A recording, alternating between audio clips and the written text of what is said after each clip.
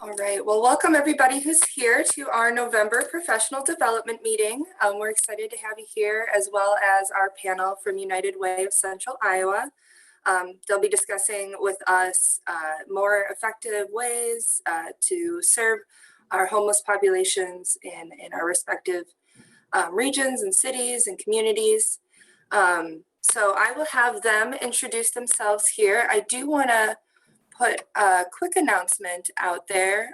If any of you are interested in joining AIWP, if you're not already a member, I would love to have a discussion with you about it.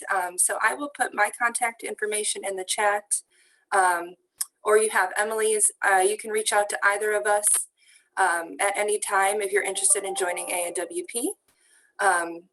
But otherwise, I will do a quick introduction and then I'll hand it over to you, Michelle.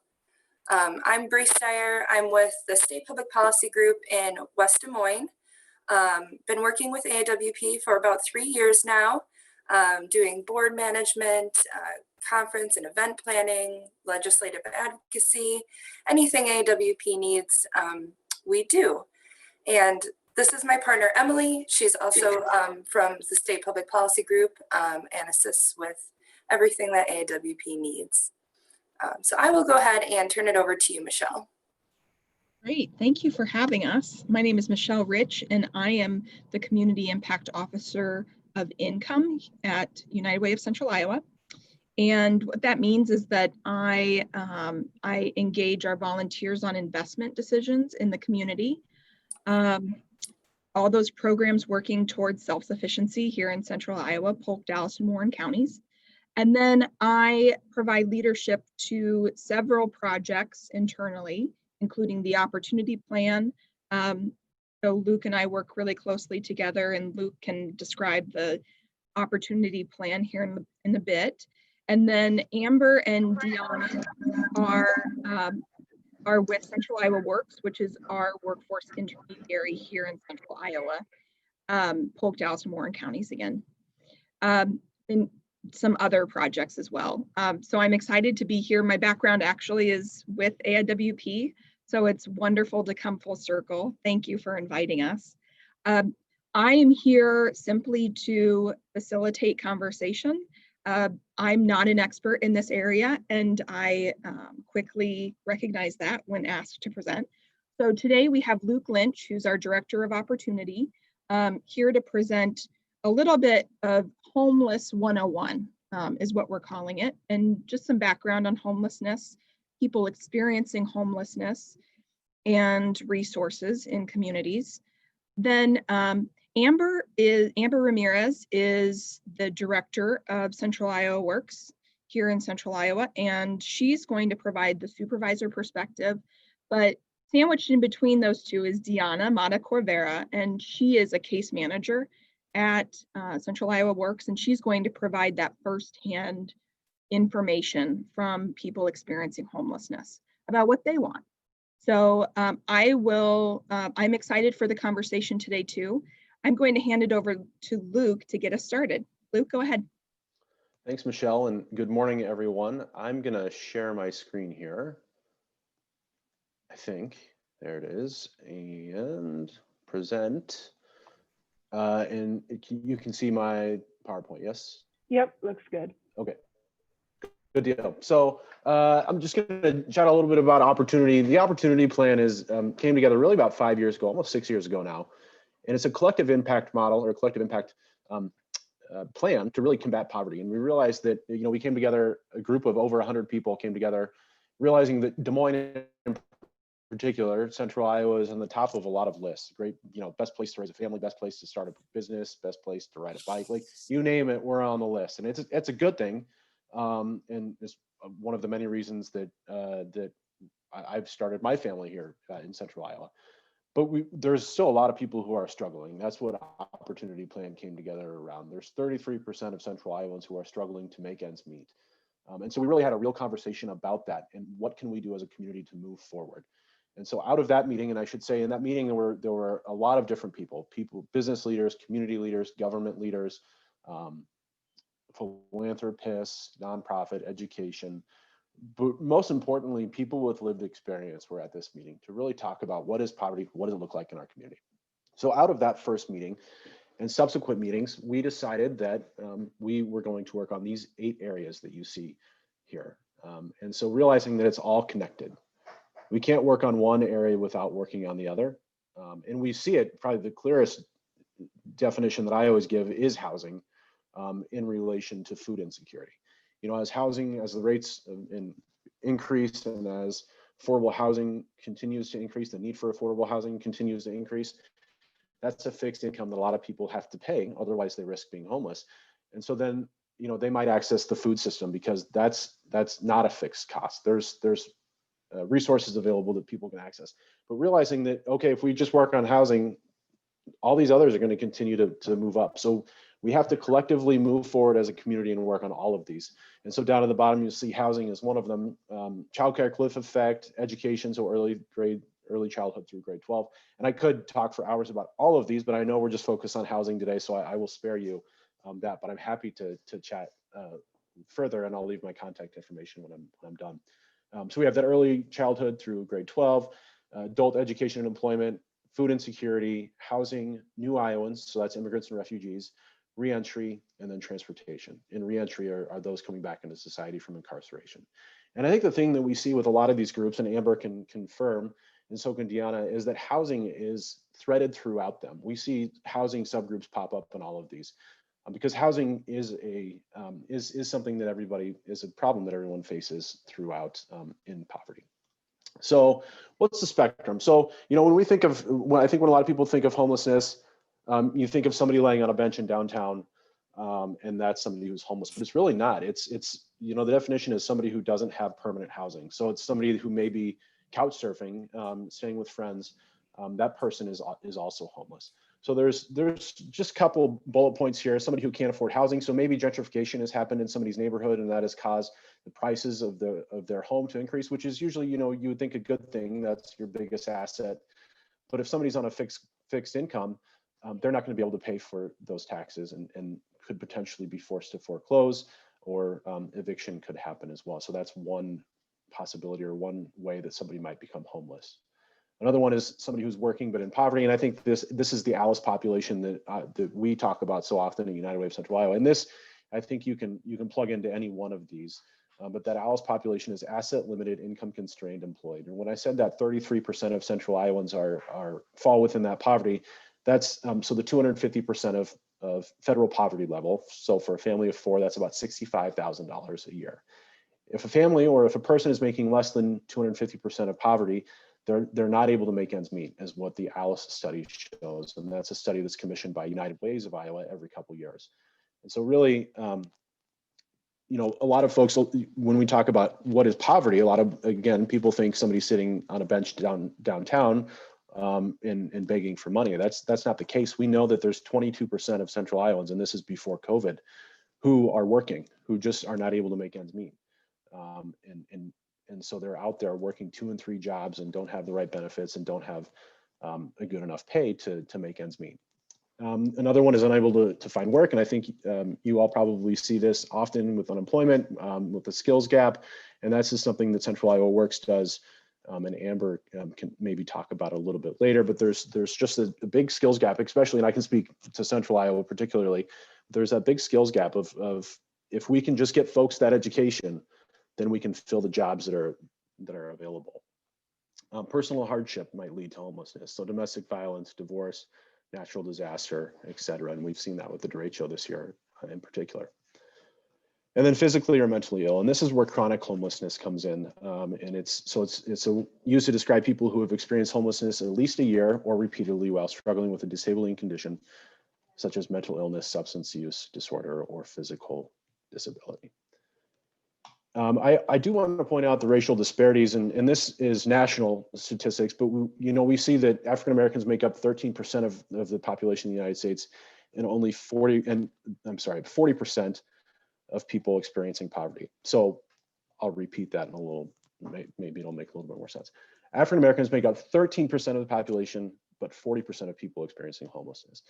And here in Iowa, I saw a stat the other day that as far as home ownership goes, the white population, 75% of white population owns their home, as opposed to 30% of the Black community owning a home. So there's just a huge disparity. And so why is that? Well, there's discriminatory housing practices, such as redlining, that have been in place for years, and we still see the impact of that.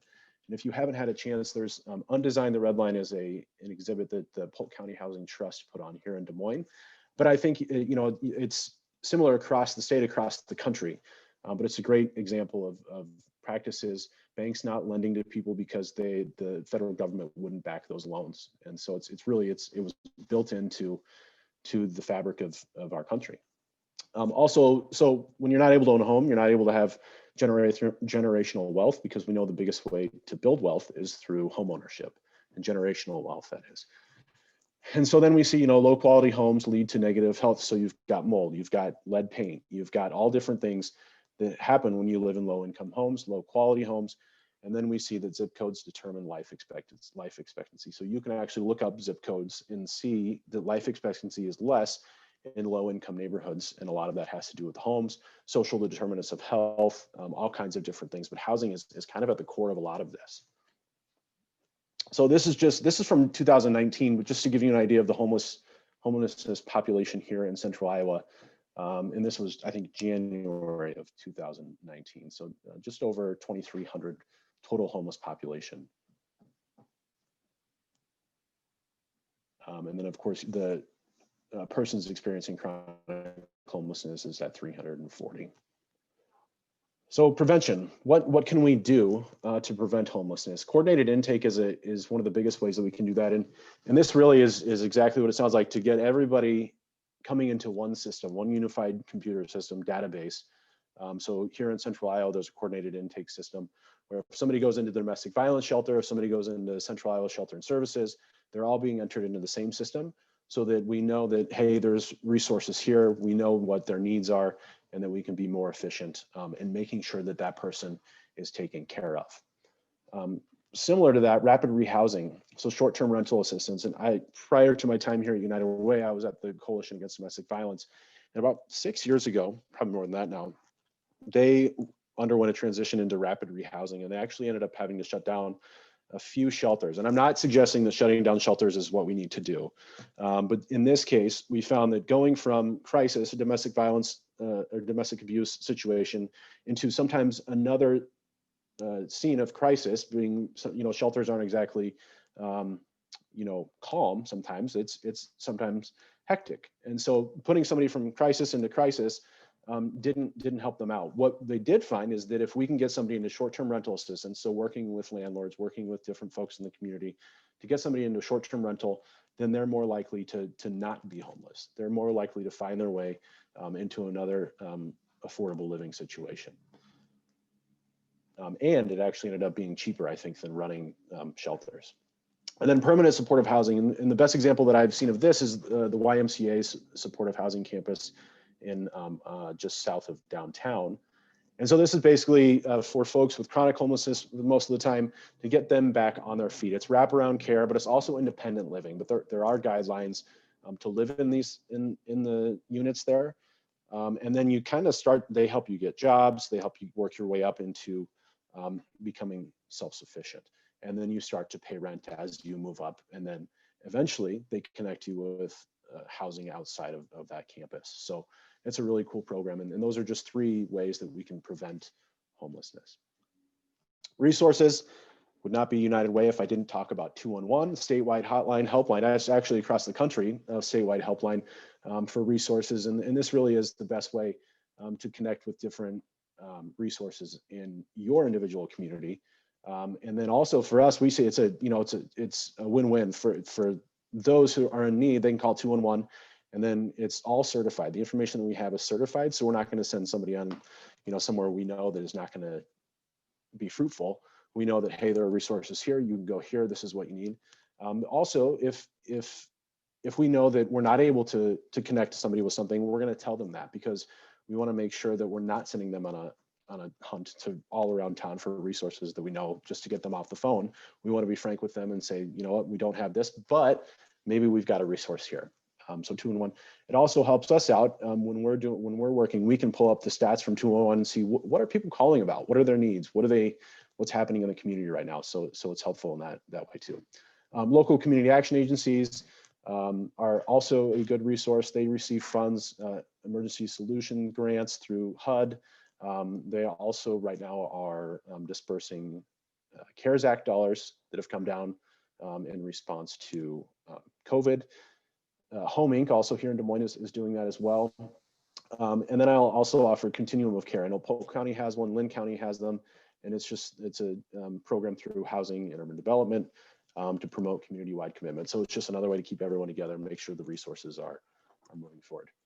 More information, these are 2 great resources if you just want more information on homelessness, endhomelessness.org, and then the Low Income Housing Coalition, those links right there. And I'm happy to share this slide deck with you if you'd like, and I will also give my information. But that's really all I had about Housing 101. I could, like I say, go on forever and ever and talk about how it's all interconnected, but it really is. This is just one of the ways that we're working through opportunity to combat homelessness in our community. So that's all I have. Unless there are questions, I'll hand it over to Deanna. Thanks, Luke, and to tee Deanna up. I think one of the main takeaways from your presentation was the spectrum of people experiencing homelessness, that it's not as simple as just saying all people that experience homelessness have this problem. It is, and I hope that's not what you were looking for, because we can't offer that. It's that your supports have to be tailored to that individual situation, and that they could be couch surfing or in a shelter or in supported living. It really is a spectrum.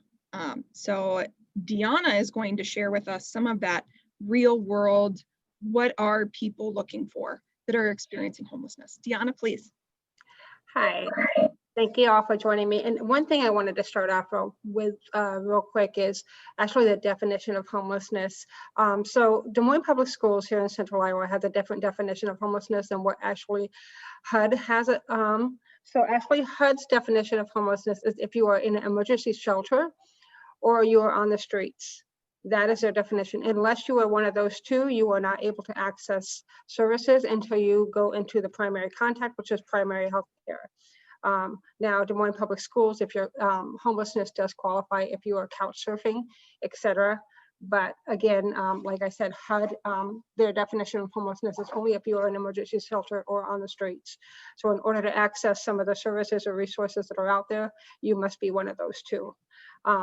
So my part here, I just wanted to share a couple of personal stories that, you know, I was down at shelter, and just as a case manager, I have clients that have been in this situation where they're homeless. So just want to start with a couple of people that I have ran into. So I wanted to start with a gentleman I met this weekend. His name's Carlo White.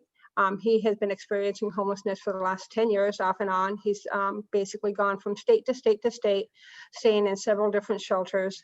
He's currently in Des Moines. He's staying here currently because his wife is currently committed over at Broadlands Medical mental health ward over here. He goes and visits her daily.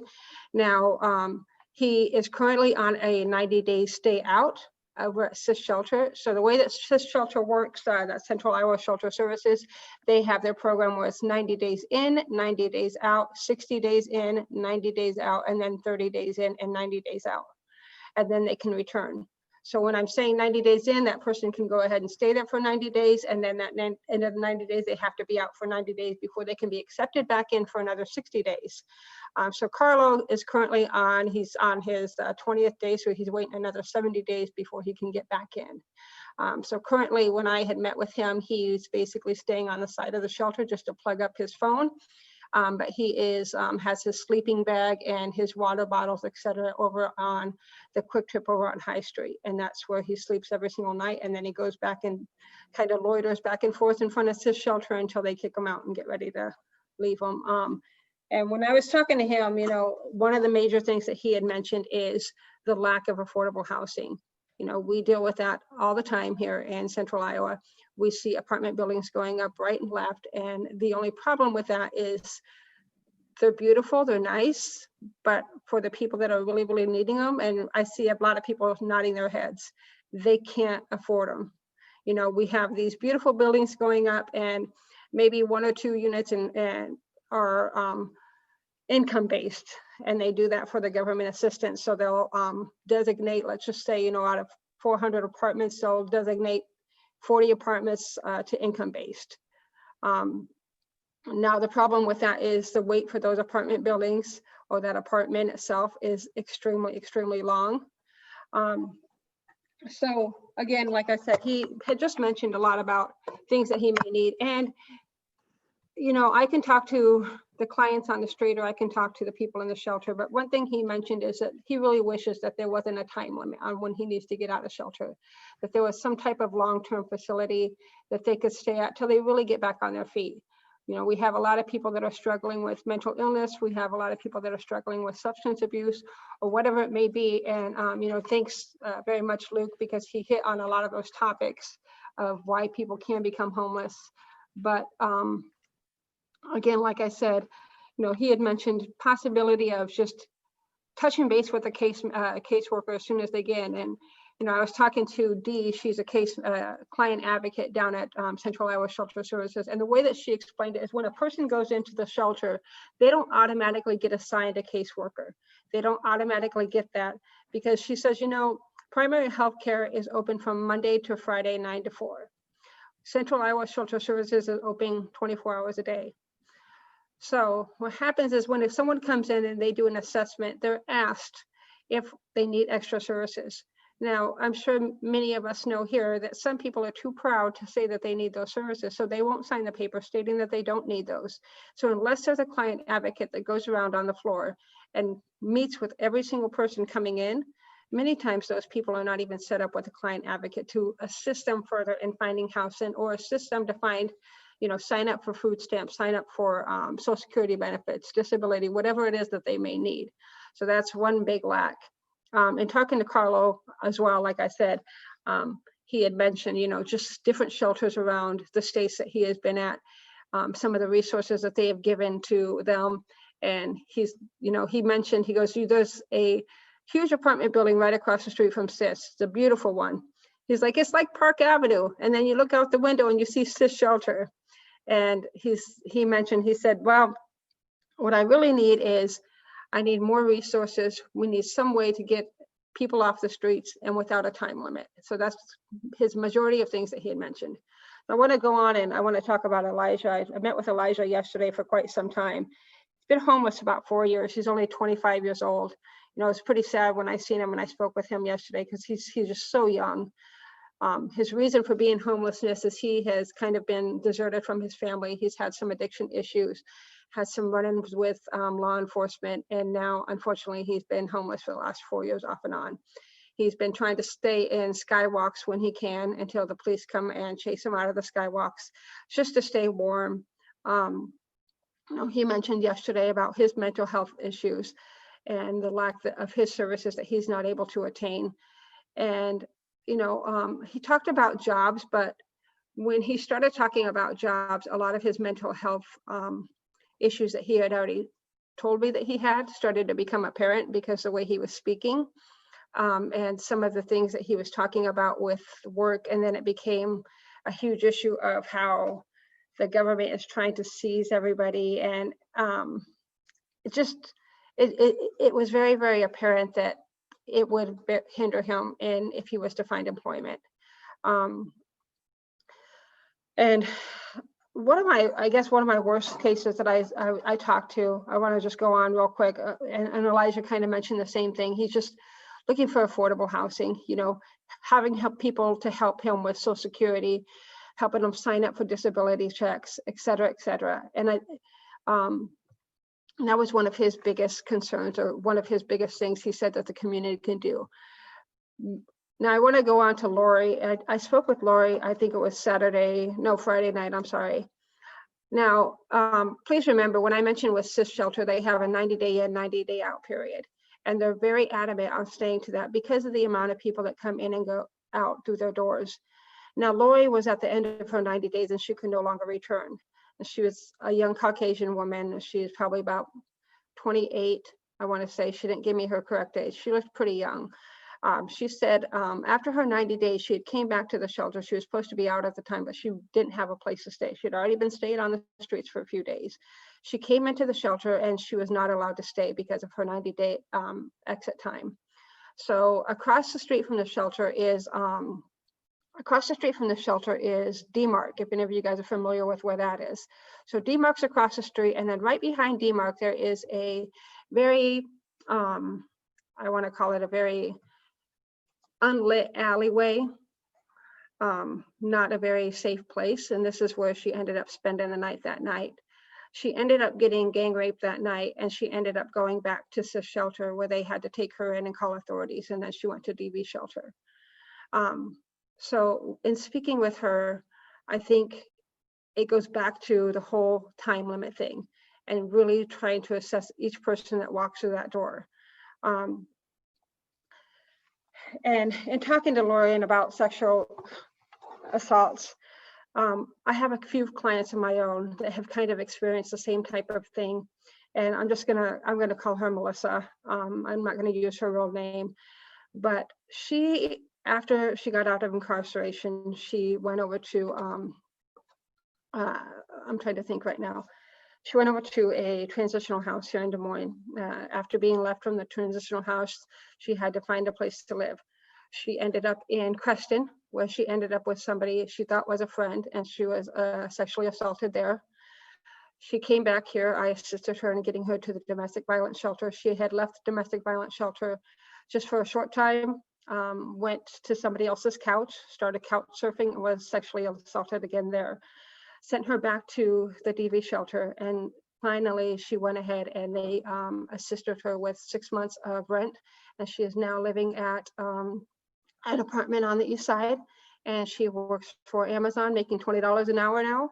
She's doing really great, but it was just that whole part of having to couch surf, having to stay on other people's property, and then them expecting something in return for her couch surfing. So that is one thing that I found very prevalent, especially with the women that I've talked to and the women that I deal with. You know, I have a few clients that have dealt with this too. I just kind of want to quick move on to mental health and homelessness. You know, Luke talked quite a bit about this, and I'm just thinking of one client in particular. She suffered with mental health and still suffers with it daily. She actually was at CIS shelter. She had the same type of situation happen with her. She was sexually assaulted on several occasions for couch surfing. Down at CIS shelter, she was sexually assaulted as well. Her mental health prevented her from really finding any steady employment, which also prevented her from finding a steady apartment. So in not being able to do either one of those things, it was basically whoever showed her affection, she would go ahead and stay with this person. And unfortunately, like I said, she's been sexually assaulted on several occasions because of this. So I think just really understanding the deep need for affordable housing and how far that really deeply hits with the clients that are out there on the streets. And like I said, you know, just talking to people over this last week and going down to shelters and talking to JAPA, which is, I'm sure everybody is aware of what JAPA is. They go out to the homeless camps. They provide food, water, toilet paper to some of the tent people living in tents, people living under bridges, et cetera, et cetera. And talking with primary healthcare. And like I said, one of the biggest things with primary healthcare is they are only open Monday through Friday from 9 to 4. When I spoke with people down at CIS shelter, one of the biggest barriers that they have is many people don't check in with primary health. They go automatically to CIS shelter. So they are not signed up for any of those services. Unless they have a double diagnosis through primary health, they're not put into shelters right away. The problem with shelters as well, I know Luke had mentioned earlier, it's not that we want to shut shelters down, but he did mention really clearly about somebody from a domestic violence situation and then going into a shelter as well. It just kind of doubles that impact of the trauma. I just kind of wanted to move on real quick and talk about some stigmas and biases that people have. And this just goes back to the conversations that I had with people over this weekend. one of the biggest stigmas I think that everybody has is that homelessness is a choice. With every single person that I deal with, all my clients, every people that I met over this past week, it is far from a choice. None of us want to wake up the next morning and think that, hey, you know what, instead of paying bills, instead of, having all these responsibilities, I want to be homeless. It is one of the most degrading things that you can possibly think of. There's many situations, Luke mentioned earlier, that land people into the situation of being homeless. It's just like I mentioned, it's not something that someone would ever want to impose upon themselves. Another stigma or bias that some people have is all homeless people are drug addicts. That is not the case. There are many people that do have addiction issues, but I also want to remind you that along with addiction issues comes the trauma in their lives that we don't quite understand. In my previous work experience, I used to work at domestic violence shelter. And so understanding when women would come in and they would have addiction issues, and learning that those addictions were not because they wanted to use, it was a very, very strong coping mechanism. So, it just kind of goes back to the homeless people, that people have this belief that they are all drug addicts. Some people use that as coping mechanisms. We all have our own little things. I know sometimes when I'm getting really stressed out, I try really hard, but I drink Coca-Cola. Try not to do it, but I do. But we all have our own little things that we do to cope with stress in our lives. And sometimes some people, yes, they become drug addicts. Another stigmatism that some people have are homeless people are lazy. That is not the case at all. There are many people that are experiencing homelessness that want to work. Sometimes what prevents them from work is having clean clothes, having access to a shower. And these are things that we take advantage of every single day and we don't think about. But if you think about it and you don't have clean clothes to wear to a job interview and you haven't showered for 4 days, how are you going to feel coming into an interview? Can you really think that you're going to be able to land an interview? Because I know for myself, if I'm not taking a shower every single day and I don't have clean clothes, I'm not going to feel good about myself to go into an interview and even apply for a job. So it just kind of boils back to that basic necessity. And one thing I wanted to say before I hand it over to Amber is something that Carlos had mentioned. We had talked for quite some time, and he said, he goes, one of the things that people never think about is, and this is just my own bias too, because, in talking to a lot of people this weekend, I just recognized biases within myself in regards to the homeless population. He said, one thing that really irks me, and I just want you guys to all think about this real quick. He goes, I'm a panhandler. That's what I do for extra cash. He goes, I hold up a sign. He said, one thing that irks me is when I'm at the bottom of the street at a stoplight and people stop. And I just want you guys to all think real quick, because we've all seen it. What do? This is what he said. One thing that bothers me is when all of a sudden they're stopped and they're right next to me and they don't make eye contact. They start looking at their phone.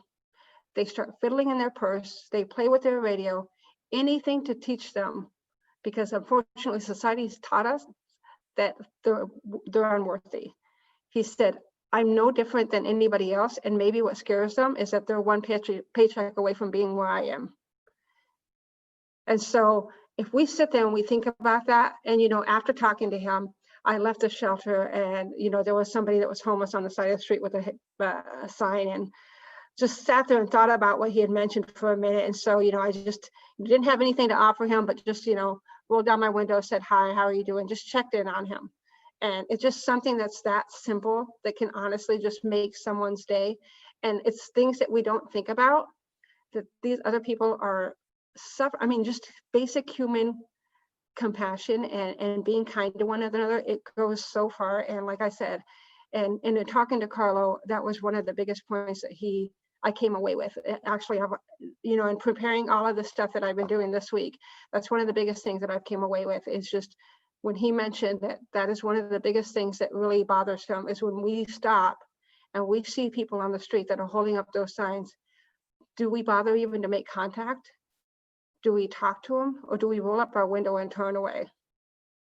That's what I wanted to leave you guys with, so you guys can think about that, and I'll go ahead and turn that over to Amber. Thanks, Deanna, and thank you very much for not sugarcoating things. I think all too often we don't hear the real true hard things to hear. So thank you for telling their true stories. That's appreciated. And I think a lot of people will take away from what you said that a little selfishly, that it's going to be hard to serve these people that are potentially facing a lot of trauma. And I'm feeling a little bit overwhelmed because, gosh, I need to connect them to so many resources. But it's an important fight that we can't forget that decent humanity as well. So I want to thank you, Deanna, and then hand it over to Amber to talk as a supervisor of case managers. How do you manage the potential stress of feeling potentially overwhelmed sometimes? And then boil it down for us. What are the basic issues that we're seeing here? Amber, go ahead. Thanks. Thanks, Michelle, and thanks, Deanna, for sharing the different stories. So, like Michelle said, I'm Amber Ramirez, and I work as the director of Central AIWWORKS. Central AIWWORKS is a workforce intermediary. So we work with employers to fill hard-to-fill positions, and then with people in the community that, with a little bit of training, would be able to fill those positions. So we have two different customers. We work a lot with IowaWORKS Central Iowa here, which is our workforce development and has a very similar name and is very confusing for people. But what I want to do today is really boil this down to what can we do as workforce professionals? Because after listening to Luke and Deanna, I kind of feel overwhelmed as well. And it really can be difficult to assist people who are experiencing homelessness. I think the number one thing for me is really the stability.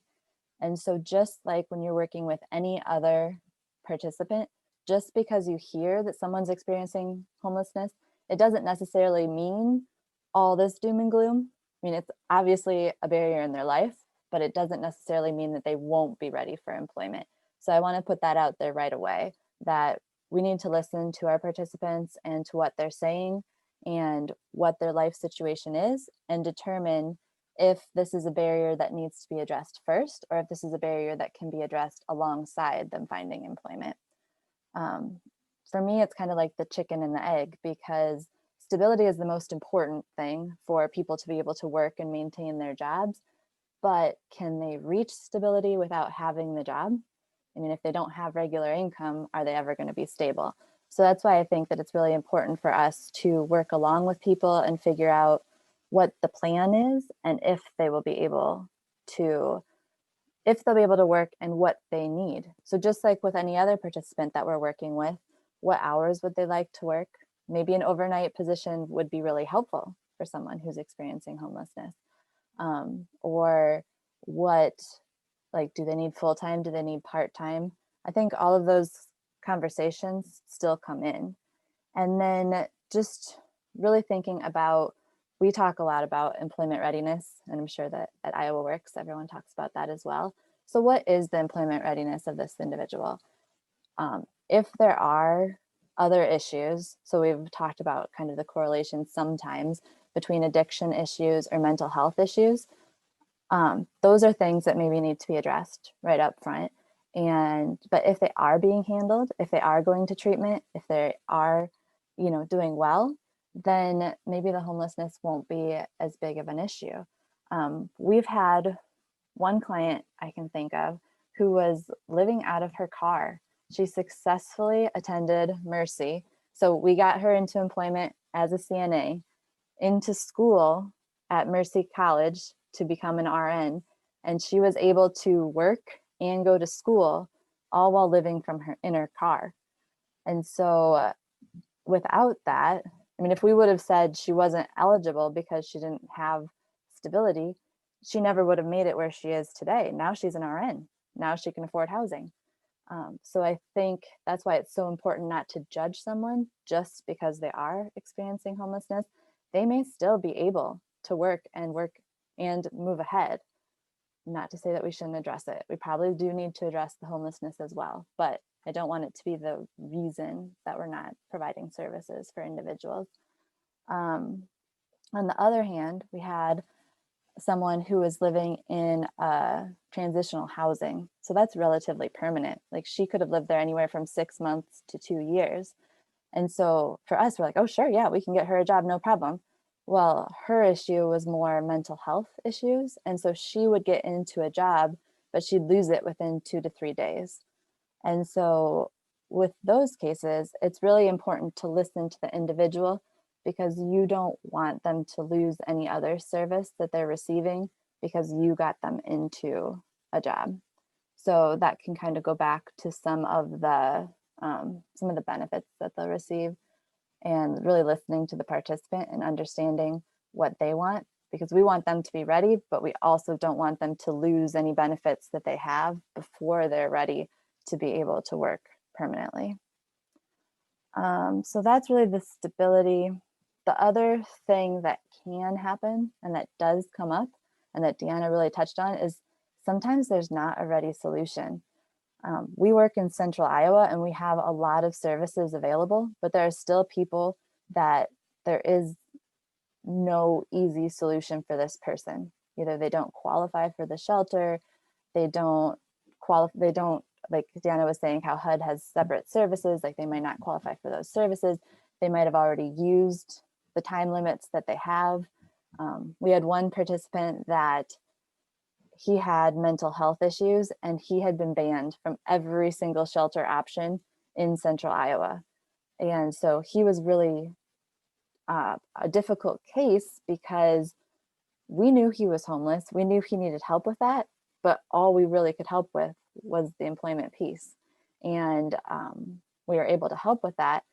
But then the interesting other piece of that with his case was that since he didn't have an address, it was really hard for him to cash checks.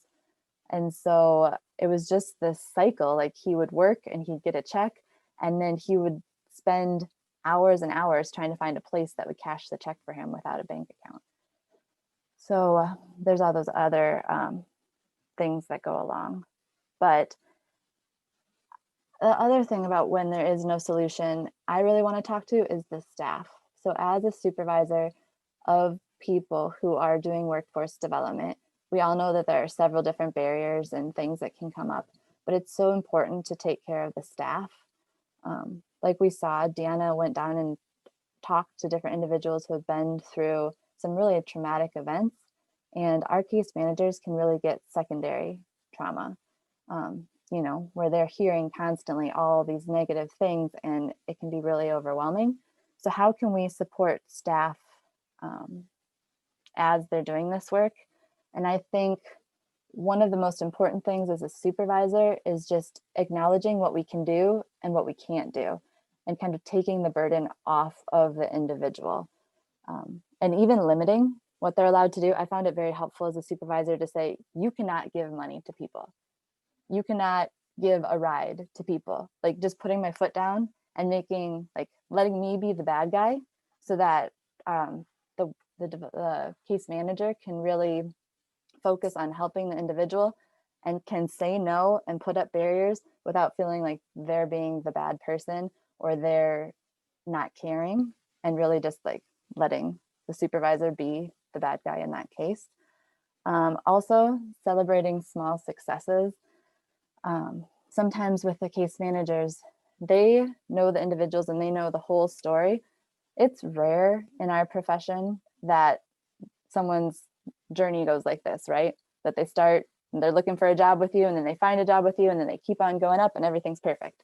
Most likely, with most people that we work with, the journey will be more like this. There'll be ups and downs, good things and bad things. And even while one good thing's happening over here, a bad thing can be happening over here. So it's really acknowledging the successes that the case managers have and pointing those out and celebrating those little steps, then waiting for the big master, whatever we're saying is success over here. Let's celebrate all the little successes along the way.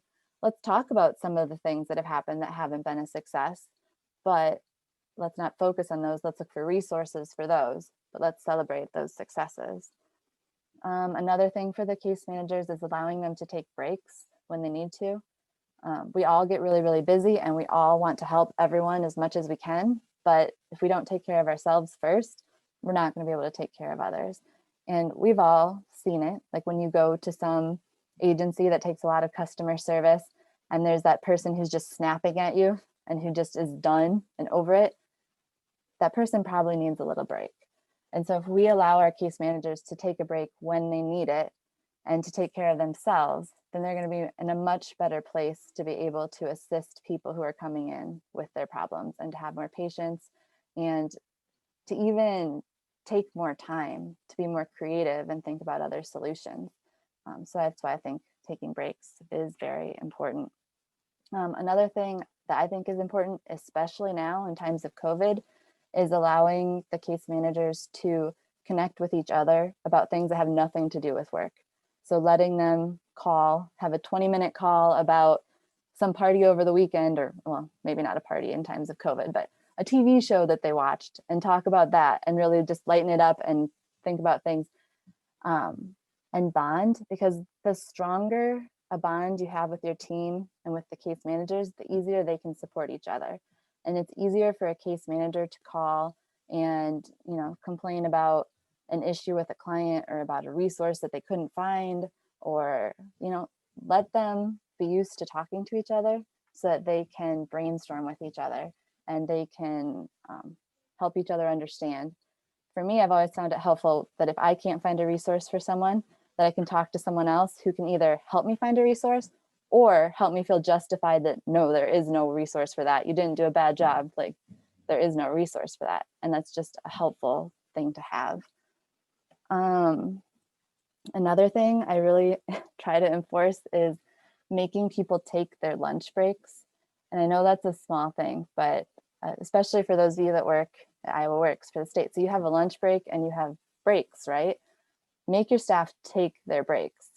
It is huge. I can't even explain the difference it makes in a person's day, because you can get busy and overwhelmed, and it goes back to that snapping at others. But just really take the time, make your staff take the time, make it okay to take the time. Because I know sometimes when there are so many people that are waiting to be assisted, if someone goes and takes a break, other staff can feel negatively towards the person taking the break. So let's really create the atmosphere that it's okay for people to step away. It's okay for people to take their breaks. And because when we have that kind of work culture, then it'll be easier for people to take care of themselves, to be able to take care of the participants. And then lastly, walks in sunshine. I don't know if that affects anybody else, but that really affects my mood. So letting people get outside, enjoy the sunshine when they can. I know we all live in Iowa, so it's going to get hard here in a few months, but get out, get some sunshine, walk around. That'll also help. And then lastly, the part I wanted to talk about are referrals. So as a supervisor, I think one of the other big things we can do is really help our case managers to know the resources in our community. So each community is a little bit different, and resources can flip around quite a bit. People will come in and out. There's grants that come in and out. And it can be hard for staff to keep track of it all because they're busy helping the individuals. So as a supervisor, making sure that we stay on top of what services are available in our areas and making sure that the case managers have easy access to those services. So whether in your community, that's 211 is a great starting place. Luke already talked about that, but people can call 211 and find resources about anything, including housing. Here in Central Iowa, we have primary health care, which is a huge resource as well. But from my previous work, I know each county is a little bit different, and the services that we have to offer are a little bit different. So making sure that you understand how homelessness works in your area and what services are around will be a really huge benefit to your staff. And even if these are the only two resources there isn't anything else, having the staff know that and know what you can help with and what you can't help with is beneficial to your staff so that they know what exists. And it helps for advocacy efforts in the future for your community to know where those gaps are and what you need to work on. And if you keep track of that, even better, because then you'll be able to really show the legislators in your area what are the things that, what are the services that are missing, what are the holes that are missing. But from the staff perspective, having those resources available is going to help them feel more knowledgeable and be able to provide more quality assistance. So that's really what I have. Michelle, do you have any questions? Yeah, we can open it up to questions. Thank you. Luke, Deanna, and Amber are all available.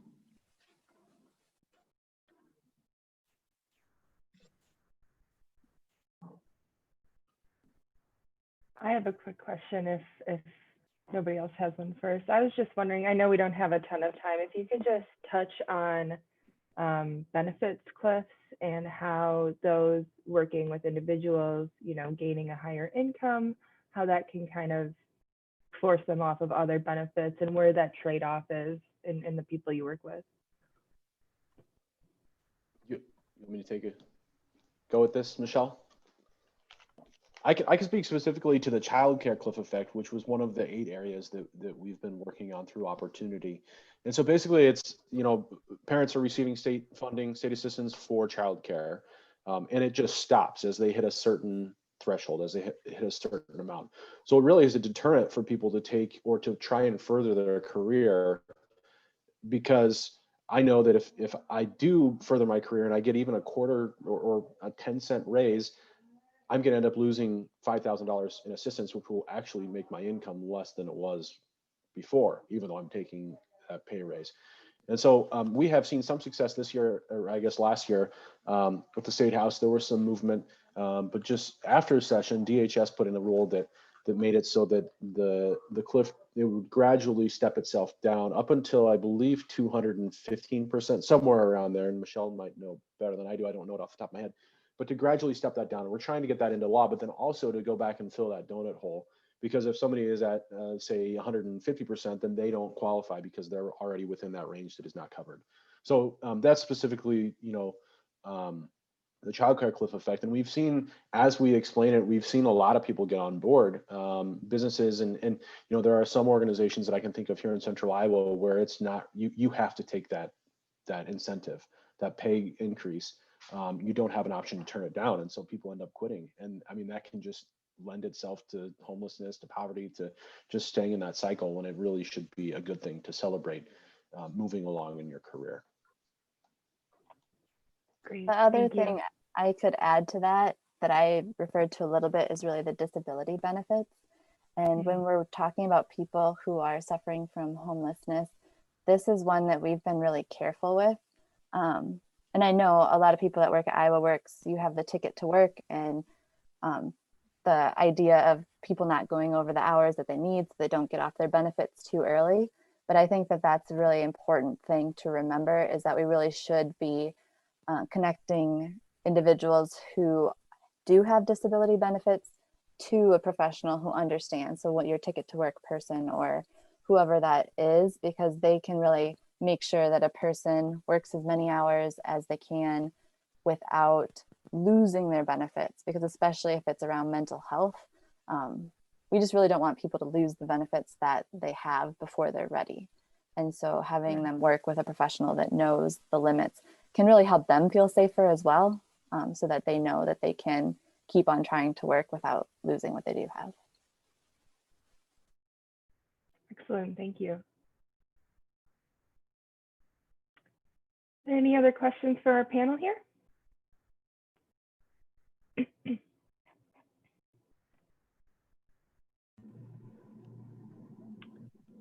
All right. Well, hearing, is there? Sorry. I was just going to say thank you for having us. I want to thank everyone for the work that they do out across the state. I know this is not easy work, especially now. It never has been in a good economy, and it's tough in a harder economy. So thank you for all you do. I want to thank my great team too. Did a great job. Thank you for having us. Yeah, no problem. And thank you guys for being here. This was an excellent session. For those of you who have colleagues or coworkers that maybe missed this session, it will be online, along with, I'll probably contact you for those slides, Luke. I like to post them with the presentation, but this will be online on our website under the professional development tab, either today or tomorrow, depending on how fast my computer wants to download the video. So yeah, if you have any colleagues that have missed this and would like to be a part of this information, go ahead and direct them to our website. And if you have any questions, I see our panelists are putting their contact info in the chat right now. But if you have any questions, feel free to reach out to me or Emily, or I'm sure anyone on the panel would be happy to answer your questions as well. And with that, I will say thank you guys once more. And we will say goodbye here. Thank you. Bye, everybody. Thank you all.